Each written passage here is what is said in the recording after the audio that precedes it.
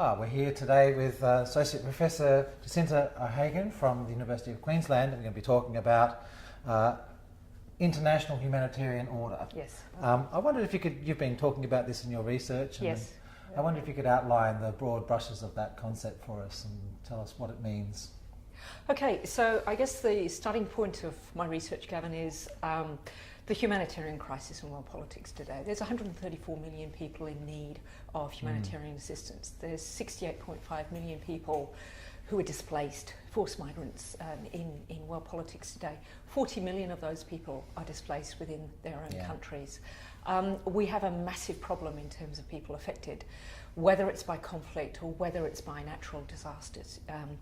We at the moment, the need for humanitarian assistance budget-wise is more than 25 billion, and we estimate that only 9 billion of that 25 billion is actually going to be funded in the next year or so. So there's a huge need, obviously, for humanitarian assistance in world politics today. And the question is, what tools do we have in order to address that? Now, there's a lot of debate, and there always has been a lot of debate about what tools we have and how adequate those tools we have. And they're obviously under a great deal of pressure given the expansion of demand. But we have a number of tools. Sometimes we're very pessimistic about it, but actually we've developed quite a few tools within the international system today. We've got bigger budgets being given to humanitarian assistance.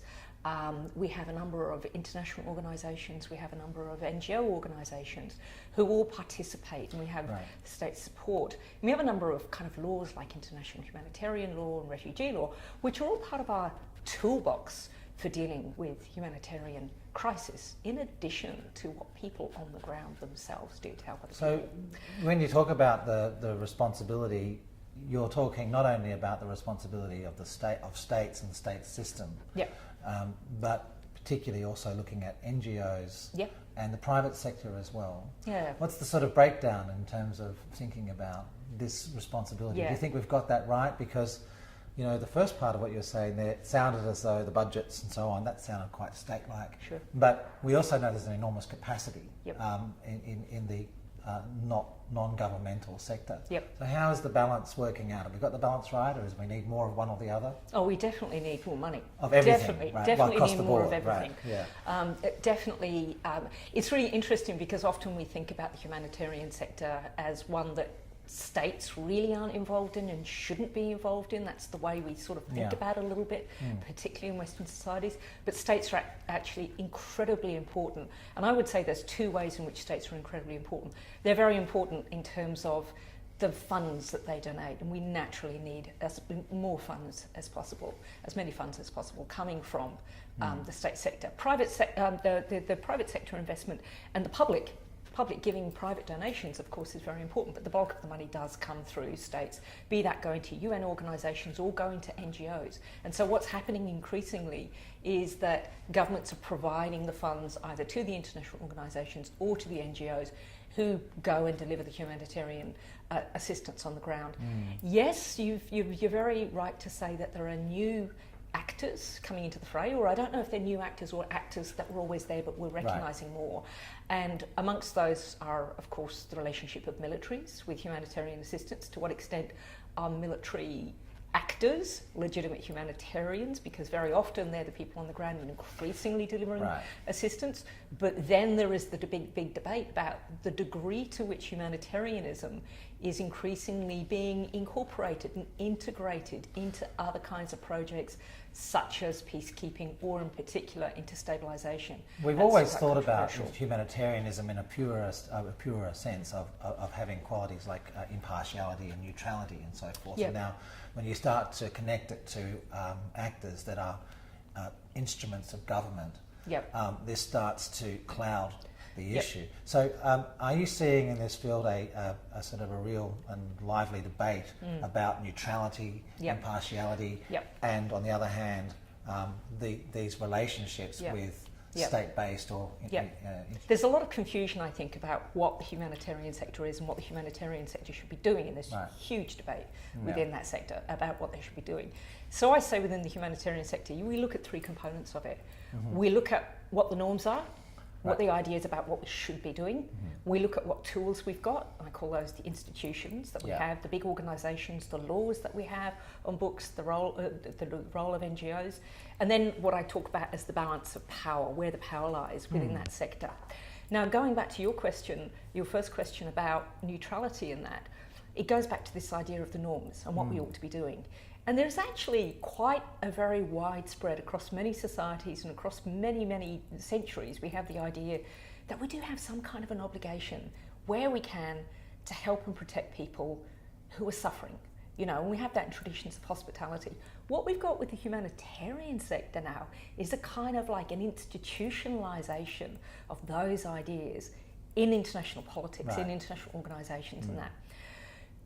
Over the last 100 years, we've developed these kind of norms, these codes of what being a humanitarian should be and how you should act as a humanitarian actor. And there are 4 core principles to that that are often cited.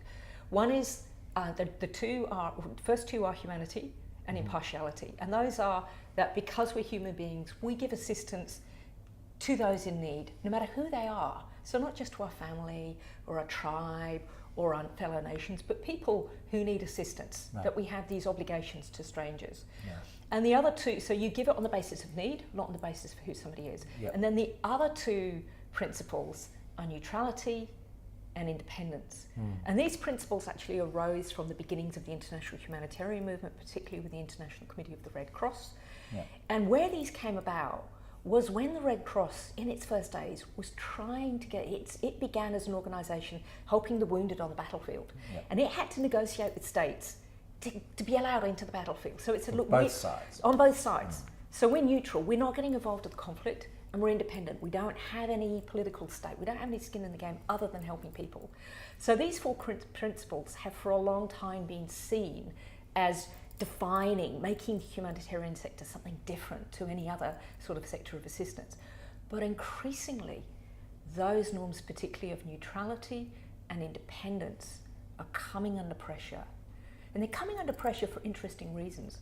One reason is the debate within humanitarianism itself. If you want to help people, how do you do it? If you look at a context, not everyone is equal in that environment, perhaps. And so if you're neutral, maybe that is a form of bias. Well, that's where it comes from.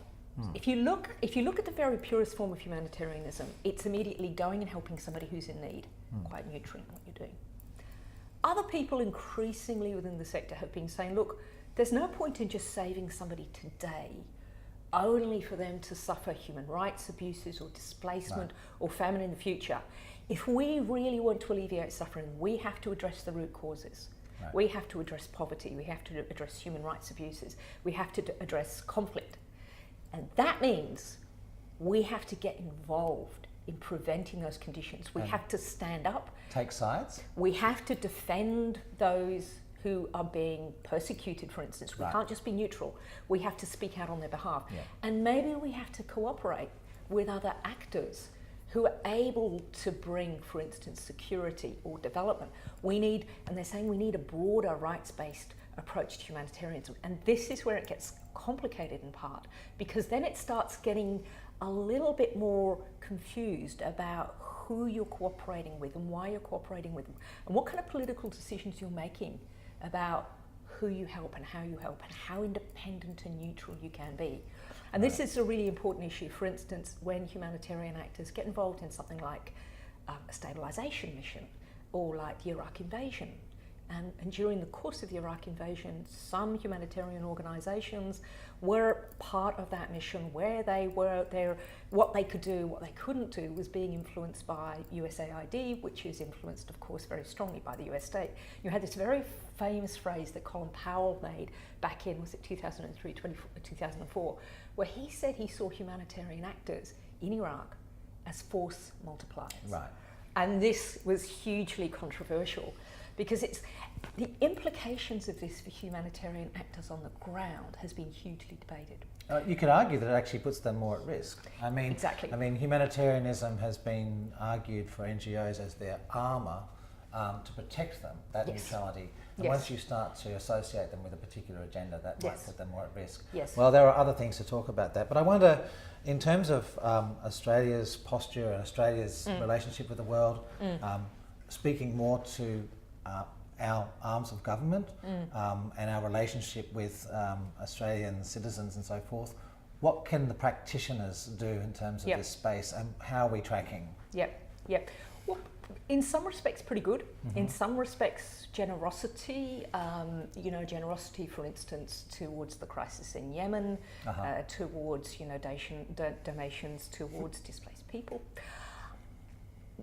We could do more, and our budget has been suffering. Our humanitarian assistance budget has been suffering over the course of the last 5 years with cuts to development assistance and to assistance more broadly. Yeah. And we've dropped down the rankings We have. quite radically in terms of our level of generosity. I think at the highest we were 9 or 7, and we've dropped way down the rankings. We're just in the top 20. The Australian people have been historically quite generous, That's right. Irrespective of what the state might be doing. Yeah.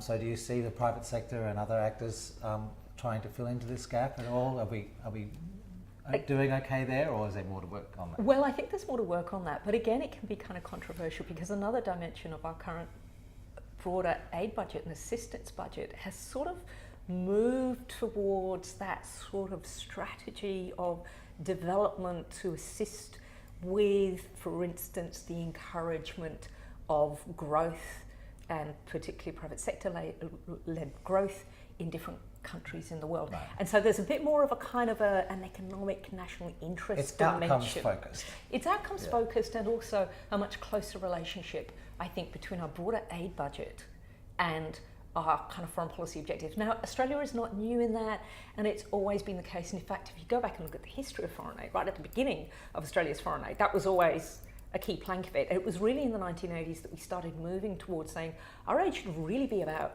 the needs of those people, rather than thinking about our sort of own needs. And I'm not saying that Australia is purely focused on its own needs. And if you look at something like, the foreign policy white paper, there is, for instance, a commitment to those 4 principles, that are in there. But there's sort of a bit of a tension sometimes between that. And I think when you pull back the budget, then that puts more pressure. Yeah. Well, thank you very much, Jacinta, and that's been very interesting, and there's much more to work on in this space. Yep. Thank you so much.